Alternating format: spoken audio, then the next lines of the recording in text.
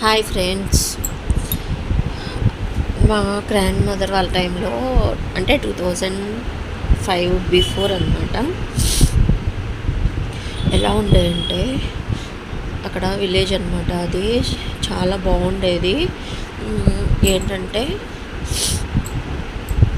ఏదైనా ఫెస్టివల్ వచ్చినా ఇప్పుడంటే క్యాటరింగ్స్ అన్నీ ఉండేవి. అప్పుడు అలా కాదండి. క్యాటరింగ్స్ ఏముండేవి కావు.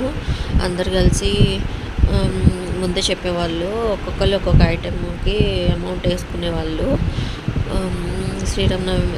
శ్రీరామనవమి అయితే ఒకళ్ళు రైస్ ఇచ్చేవాళ్ళు. ఒక్కొక్కరు లడ్డూలు, స్వీట్స్ అని ఒక్కొక్కరు వేసుకునేవాళ్ళు. ఈ అమౌంట్ అందరు కలిసి ఒక చోట ప్రిపేర్ చేసేసి భోజనాలు పెట్టేవాళ్ళు. ఎంత బాగుండే అంటే అసలు భోజనాలు చాలా టేస్ట్ ఉండేవి. అసలు చట్నీ కానీ మామిడికాయ, సమ్మర్ కదా, శ్రీరామనవమి వచ్చేసరికి సమ్మర్ అవుతుంది కదా, ఒక మామిడికాయ చట్నీ ఉండేది. ఎంత టేస్ట్ ఉండేదో, చాలా బాగుండేది. మళ్ళీ ఇంకా కొత్త బియ్యం వచ్చాయంటే ఇంకా కొత్త బియ్యము అందరూ వరి కోత కోసిన తర్వాత కొత్త బియ్యాన్ని అందరూ కొంచెం అంటే ఊరందరూ కలిసి కొంచెం తీసుకొని వచ్చేసి పాయసం వండి అంతా దేవుడికి పెట్టేసి అందరికీ ప్రసాదంగా ఊరంతా పంచేవాళ్ళు.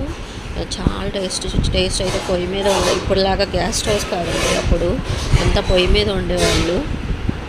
మా గ్రాండ్ మదర్ వాళ్ళు కూడా కర్రీస్ అంటే స్టవ్ మీద చేసేవాళ్ళు. మినిమం రైస్ అయినా పొయ్యి మీద వండుకునేవాళ్ళు మంచిగా.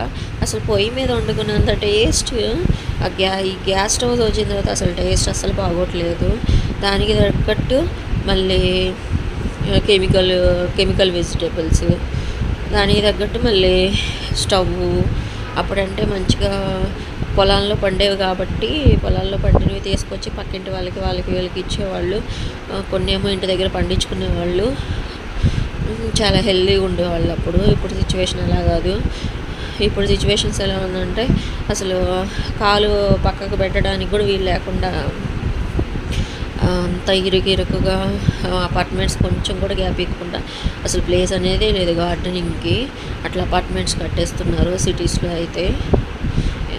అసలు అలా కాకుండా అందరూ హ్యాపీగా ఉండేవాళ్ళు. అందరూ ఏదైనా ప్రాబ్లం వచ్చినా ఒకరికొకరు సహాయం చేసుకునేవాళ్ళు. ఒకరి మీద ఒకరికి నమ్మకాలు ఉండేవి.